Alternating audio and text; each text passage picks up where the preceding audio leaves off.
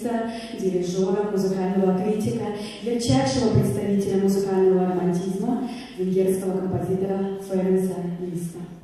В своем творчестве Ференц Лист большое внимание уделял этюдам, углубив их образно-художественное содержание.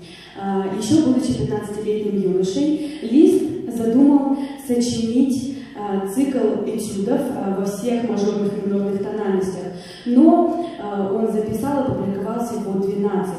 Это были еще технические упражнения для развития беглости пальцев, которые напоминали этюды его учителя Карла Черни.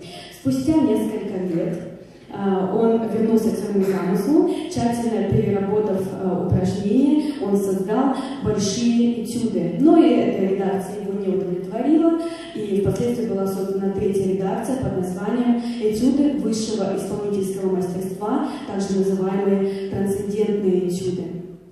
Лист, находясь на пике своего на пике своей карьеры, сам назвал свои этюды трансцендентными, то есть сверхтрудными, ведь никто, кроме него, не мог их исполнить.